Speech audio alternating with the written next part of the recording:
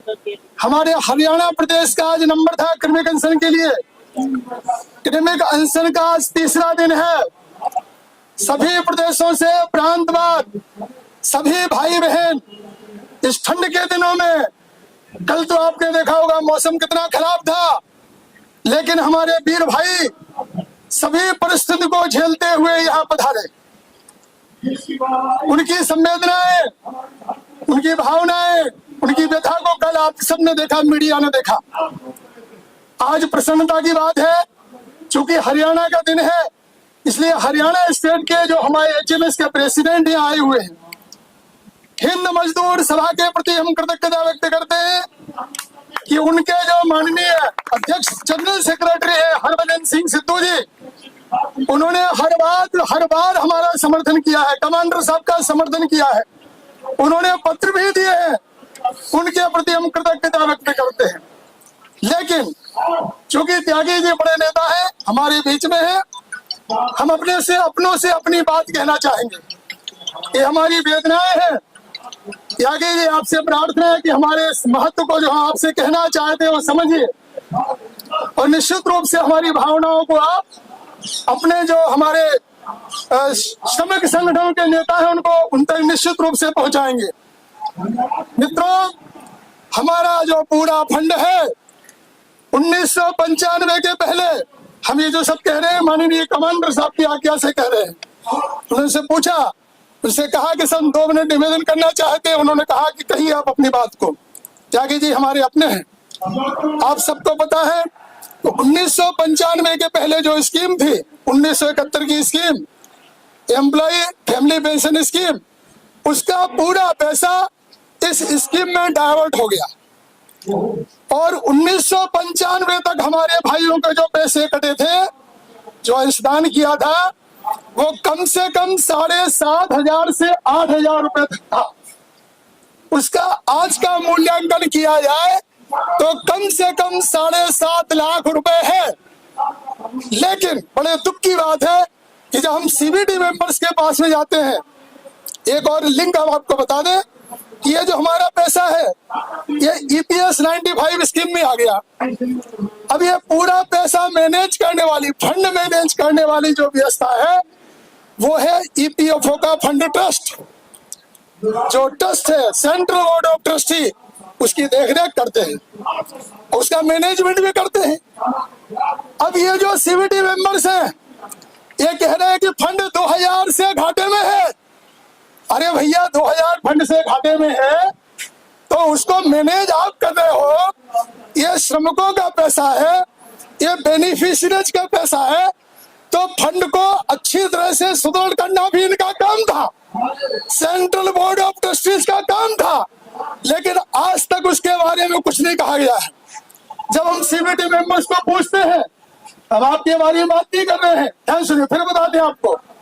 हरभजन सिंह सिद्धू तो हमें हरदम सपोर्ट करते हैं, लेकिन चूंकि आप उस संस्था से जुड़े हुए हैं, लेकिन जितने भी CBT मेंबर हैं वो कहते हैं भैया तुम्हारा पैसा है कहाँ, तुमने तो 7,500 रुपए जमा किए थे, लेकिन 7,500 रुपए की कीमत आज 7,500 है क्या?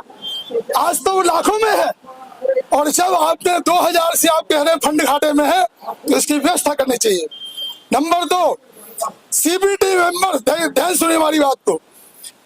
जब होशियारी समिति ने 3,000 रुपए का रिकमेंडेशन किया प्लस DA का, तो CBT के अंदर एक और समिति है जिसका नाम है पेंशन इम्प्लीमेंटेशन कमेटी।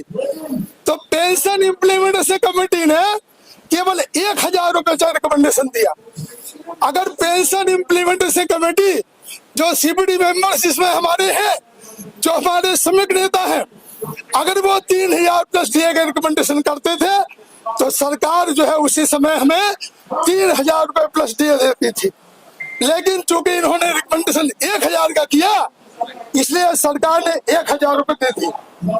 आगे फिर चलिए, आगे फिर और सितंबर 2020 में पेंशन इम्प्लीमेंटेशन कमेटी ने, जब माननीय कमांडर साहब 7,500 रुपए की डिमांड कर रहे थे, उसका प्रस्ताव बनने को तैयार था, तैयार बिल्कुल हो चुका था।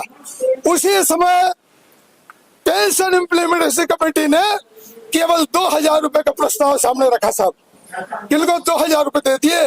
क्यों, हम भिखारी हैं क्या? तो हमारा पैसा, आप हमारे श्रमिक जो वर्ग है उसके आप प्रतिनिधि हैं, आपका काम है कि हमारे लिए लड़ना। लेकिन बड़ी दुख की बात है, हम एक बात और आपसे कहना चाहेंगे। दिसंबर 2018 में जब हमारा आंदोलन हुआ 4 दिसंबर 2018 से लेकर 7 दिसंबर 2018 तक, तो श्रम मंत्री ने कहा कि हम आपकी मांगे आज ही मंजूर करने जा रहे हैं। लेकिन चूंकि देखिए, चूंकि हाई एम्पावर्ड पावर कमेटी की रिपोर्ट नहीं आई थी, श्रम मंत्री ने कहा कि हाई एम्पावर्ड पावर कमेटी का रिपोर्ट आने दीजिए और हम आपकी मांगों को तुरंत मंजूर करेंगे। जिस समय हर आंदोलन शुरू था उसी समय ये नागपुर वाले एक संगठन है, वो 3000 रुपए की डिमांड कर रहे थे सर। कितने रुपए की? 3000 रुपए की डिमांड। श्रम मंत्री ने कहा कि भैया 20/12/2018 की बात है, मुझे याद है। हम लोग श्रम मंत्री को मिले, श्रम मंत्री जी ने कहा कि भैया श्रमिक संगठन तो केवल 3000 रुपए की डिमांड कर रहे हैं, कमांडर साहब मैं आपको 7,500 प्लस डे कैसे दूं? और उसी समय जितने भी बीएमएस को छोड़ के जितने भी श्रमिक संगठन है, इन्होंने भी 3000 रुपए की डिमांड की, केवल 3000 रुपए की डिमांड। पूरे भारतवर्ष में 8 और 9 जनवरी 2019 को आंदोलन हुआ, जिसमें सभी फेडरेशन के भाई शामिल थे, और उन्होंने कहा केवल हमें 3000 रुपए चाहिए। और उसी समय हमारे साथ में घात हो गया। उसी समय श्रम मंत्री ने कहा कि अब जो है, अब कमांडर साहब मैं आपको 7,500 रुपए प्लस डीए नहीं दे सकता हूँ, मैंने तो प्रस्ताव भेज दिया है। और कहने का मतलब भी है कि हमारे सेंट्रल बोर्ड ऑफ ट्रस्टी के जो सदस्य हैं, इनकी अलग अलग आइडियोलॉजीज है, अलग अलग उनके विचार हैं।